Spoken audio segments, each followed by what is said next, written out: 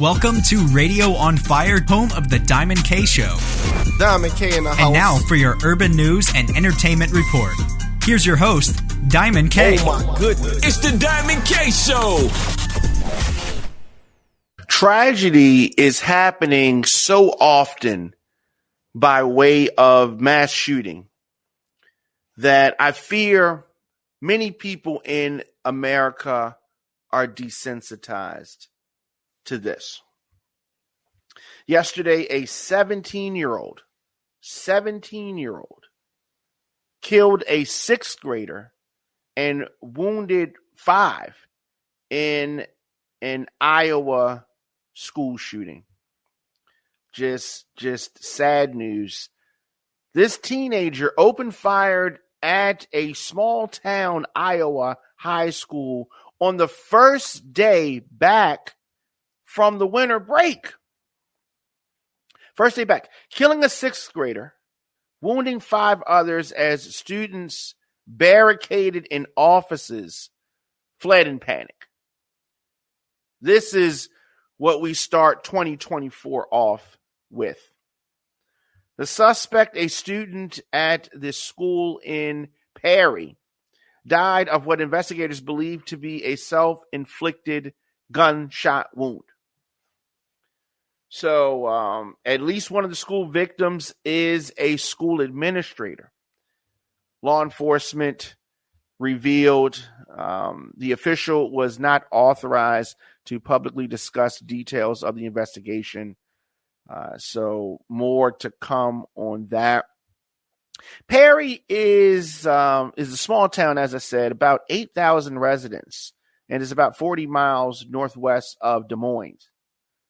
So on the edge of the state capital's metropolitan area.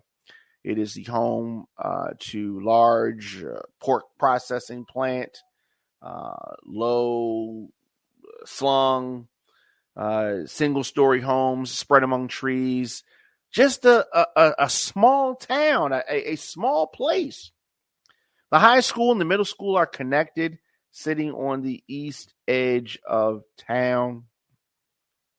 Just sad. Vigils were planned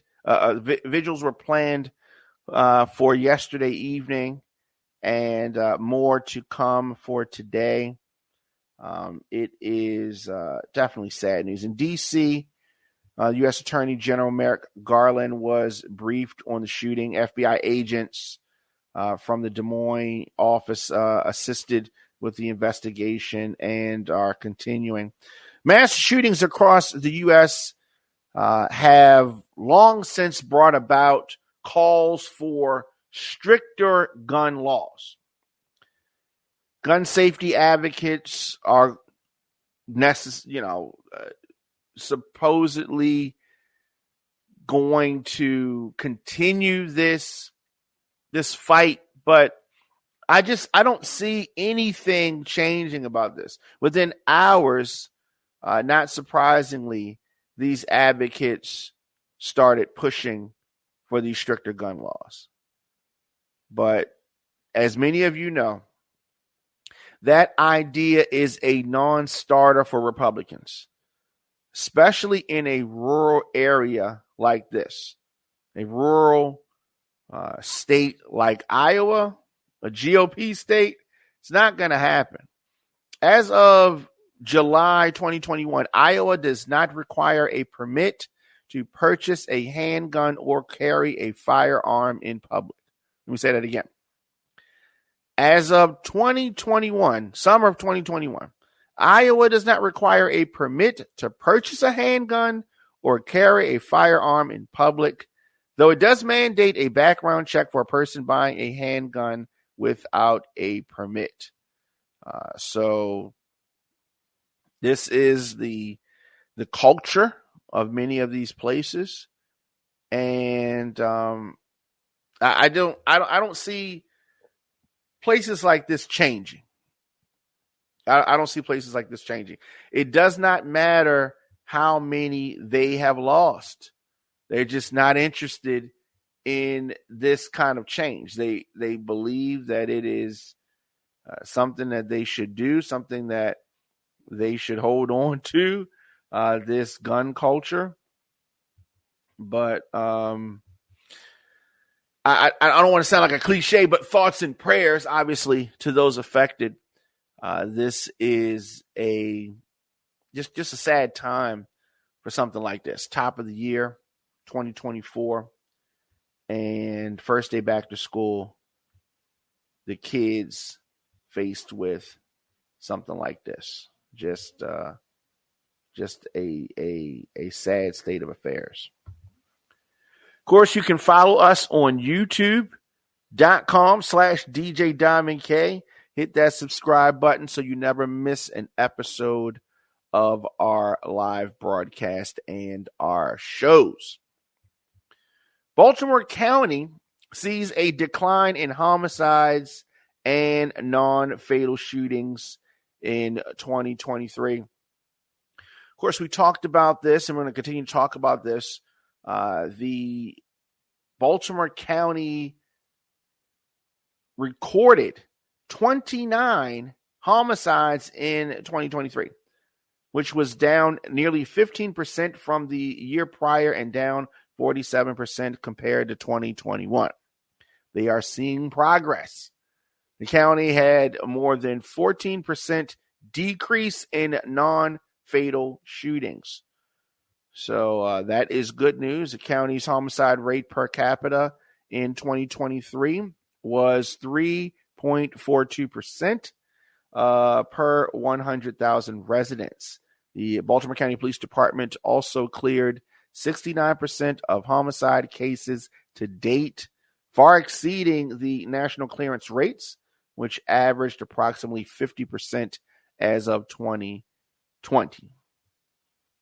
So prioritizing safety and the well-being of the residents is something that is front of mind for Baltimore County. So we talked about this earlier in the week, the reduction in crime and the downward trajectory of these numbers.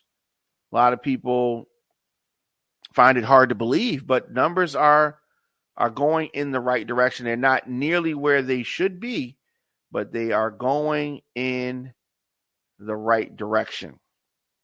But still a lot of work to do. And in Baltimore City, Mayor Brandon Scott was excited about the city's crime reduction plan. He was surrounded by law enforcement, elected leaders, and other administration members. The mayor held a news conference earlier this week at City Hall. He wanted to talk about public safety in Baltimore City and the work that was ahead for 2024. Now, the year 2023 marked the first time since 2014 that Baltimore had under 300 homicides. Now, I don't work for Mayor Scott's campaign. I'm not advising Mayor Scott's campaign. He could hire me, though. But regardless, this is something that he can hang his hat on. There was more than a 20% drop in homicides, and he feels that we're finally seeing the efforts of his community-based solutions working. This is something that he can really pin his reelection campaign on. This is meaningful progress. The disease of gun violence continues to plague Baltimore City and other areas. So, while he cannot just rest on his laurels, he can say that this is a move in the right direction. Illegal guns have been a concern in Baltimore and throughout the country. Baltimore Police Commissioner Richard Worley said that they seized almost 3,000 guns off the street last year, and also believed that the department's redistricting plan has helped his officers. So as I said, this is just the beginning. This is a step in the right direction, and I hope that Baltimore and other cities continue to trend in the right way with regards to gun violence and homicides and such. So heading into the weekend, it is temperatures have been, I don't know, cool lately. There is snow forecast for midday Saturday. Snow changes to rain in the afternoon. Mostly rain for the Ravens game. It's a chilly rain Saturday night with gusty winds, clearing skies on Saturday. So the system looks like it's going to be mostly a mix of rain and light snow, which could lead to slushy conditions on the roads. So the precipitation will start out as a wintry mix in Baltimore with more snow in the northern suburbs. So the heavier amount of snow, rain, and wind will occur Saturday afternoon and will end before Sunday morning. Now, without an Arctic air mass in place before arrival, Saturday's storm will likely feature snow changing to rain for most of central Maryland and lots of rain south and east of I-95, particularly on the eastern shore. So we have a big game coming up on Saturday, right around this time, against the Steelers. Trace to an inch of snow forecast for Baltimore City, 1 to 3 inches in the northwest suburbs, Cockeysville, Westminster. We should be able to get through this. We've been through much worse snow than what they are anticipating for Saturday. But I'm glad that Lamar Jackson, quarterback for the Ravens, is being rested. The last thing we need is for him to slip and fall in this wintry mix and get injured. That is the last thing that we need to happen. Speaking of the Baltimore Ravens, they signed former Jets and a Viking running back Dalvin Cook. This is a great move, adding some late season depth to our offense as we're heading into this postseason. Team signed this former Jets and former Minnesota Vikings running back. Great move.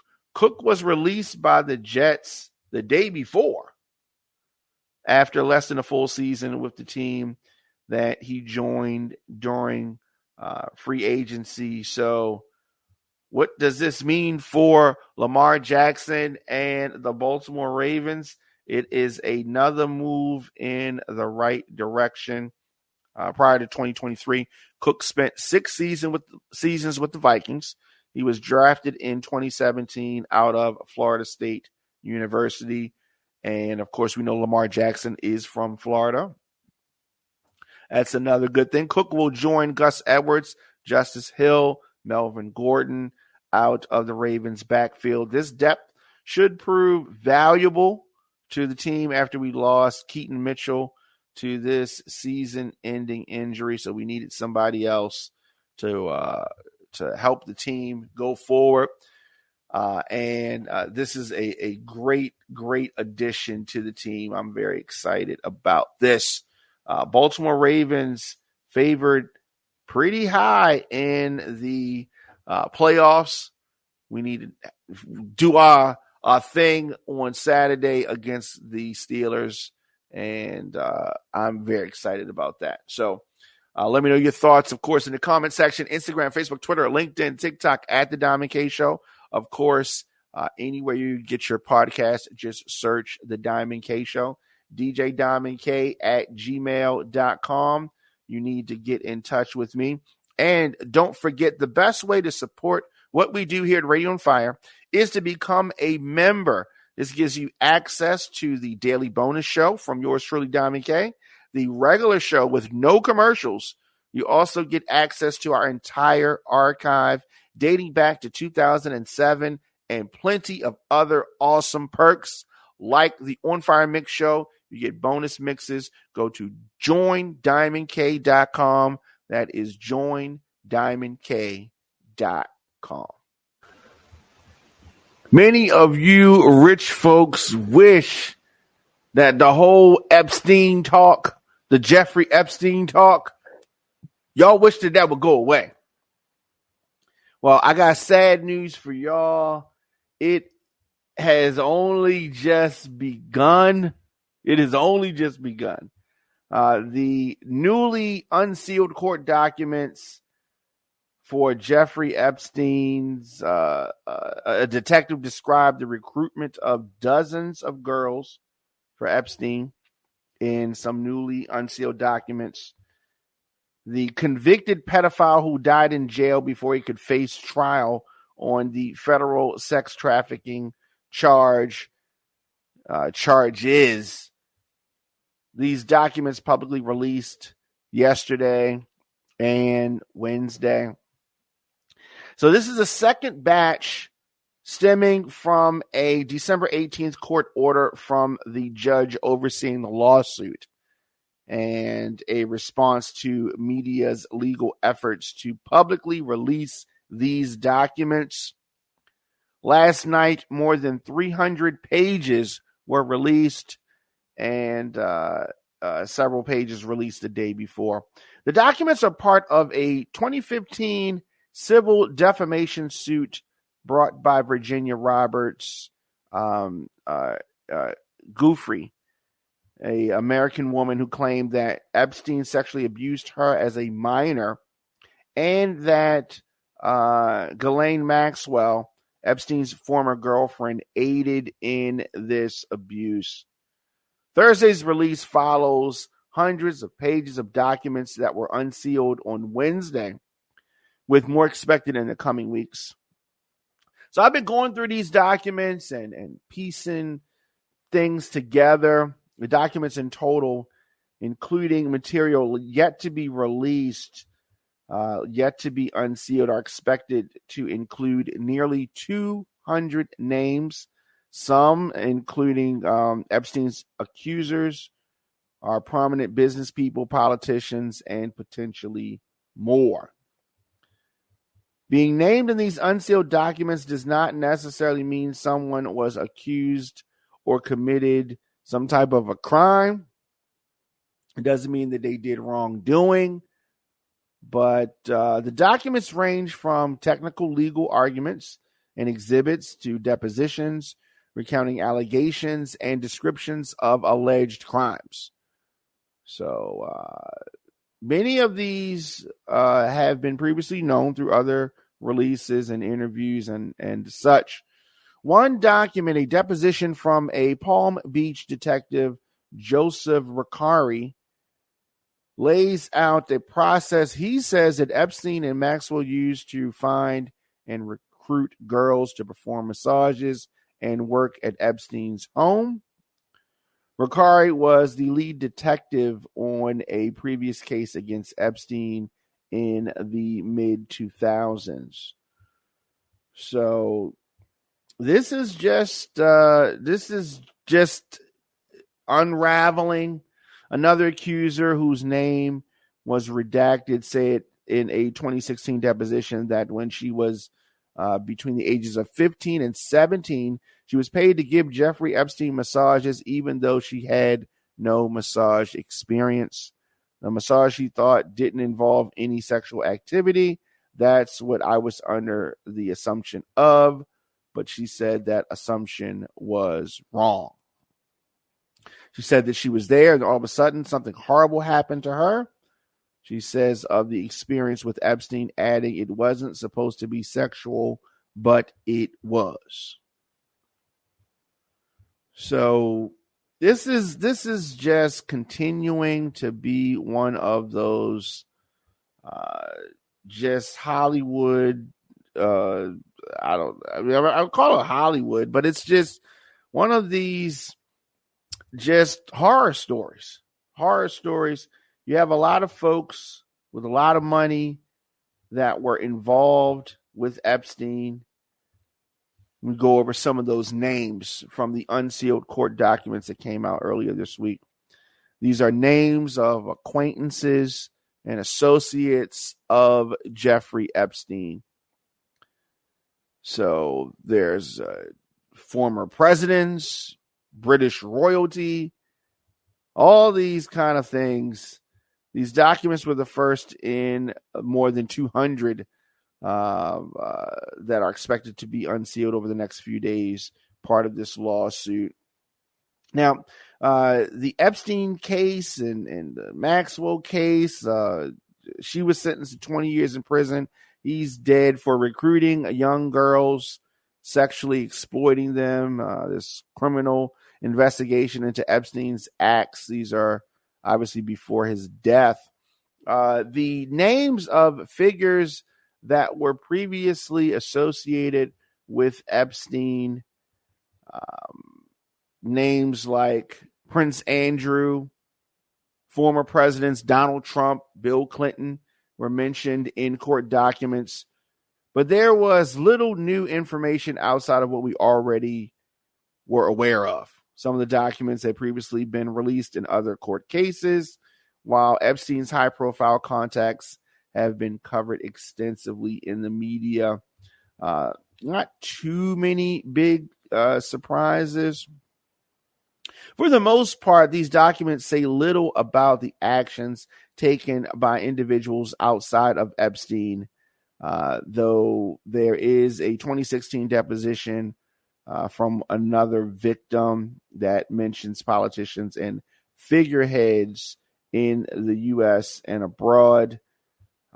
There are celebrities like Bruce Willis, Cameron Diaz, Kevin Spacey, Naomi Campbell, Leonardo DiCaprio, who are mentioned in the records. I'm sure that they were not happy to be included in all of this.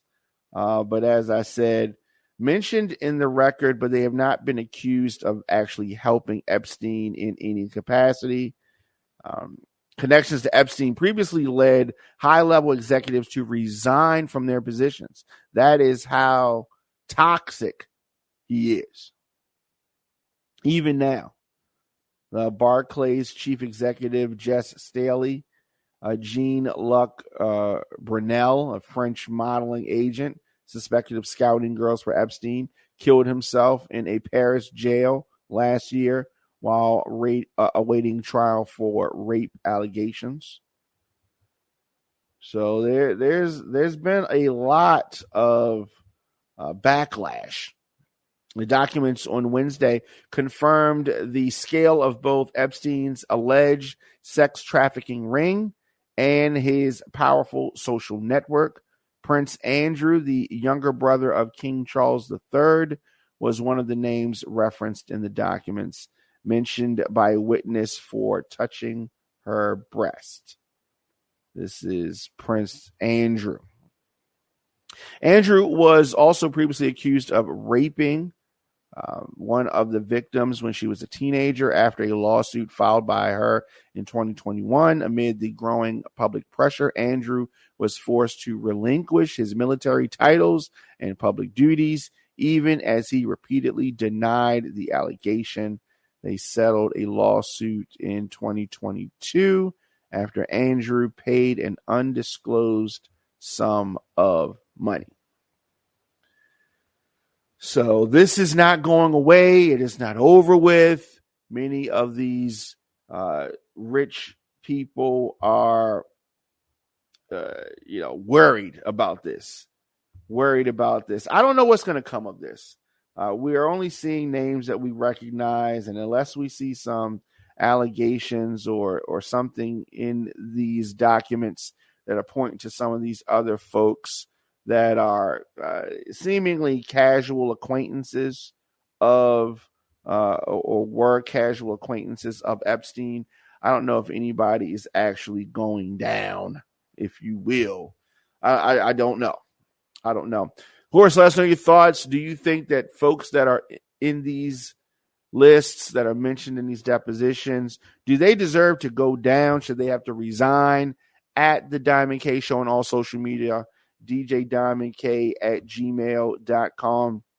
And don't forget, the best way to support what we do here at Radio on Fire is to become a member, which gives you access to the daily bonus show from yours truly, Diamond K, the regular show with No commercials. You also get access to our entire archive dating back to 2007 and plenty of other awesome perks like the On Fire Mix Show. You get bonus mixes. Head on over to joindiamondk.com. That is joindiamondk.com. I am here weekdays, 6 p.m. And, with 2024 being here, we have so many things in store, so many things planned. We have a voicemail number. You can leave me a message. We check all the messages.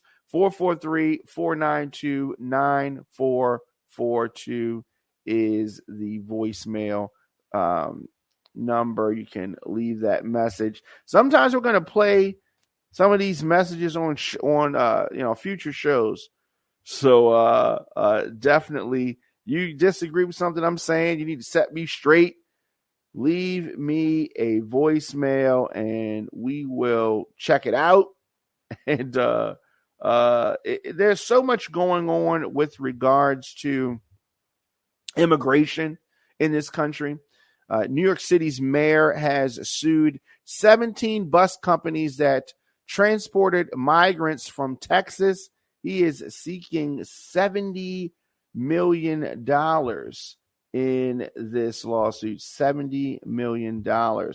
It's very stunning and unexpected move by the Texas Governor Greg Abbott, which was shipping busloads of migrants to New York City. Mayor Eric Adams filed a suit against 17 charter bus companies used by the Lone Star State.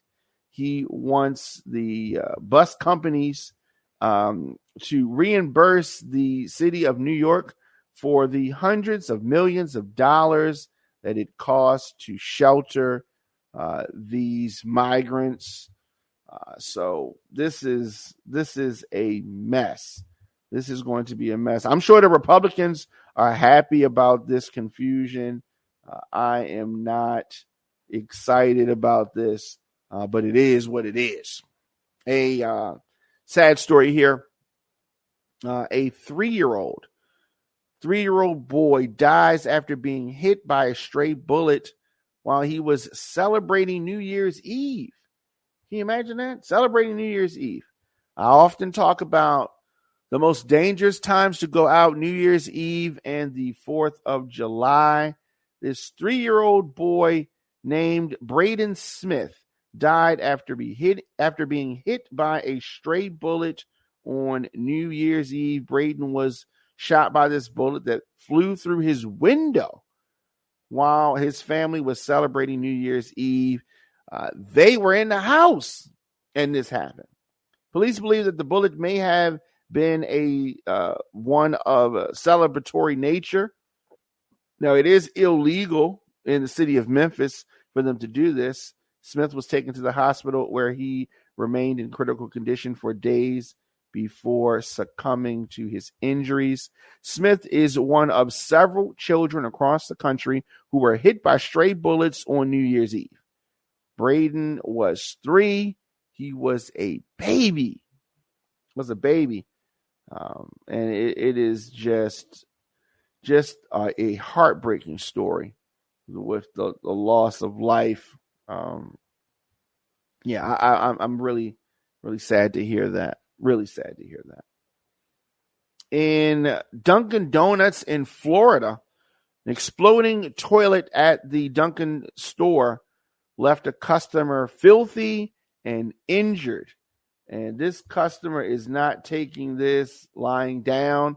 They have filed a negligence lawsuit against Dunkin', claiming that the gentleman was injured by an exploding toilet at one of the coffee chain's locations in Central Florida. That is, can you imagine you going in there for a donut, going in there for something sweet, and then boom, you have this happening. Definitely not laughing.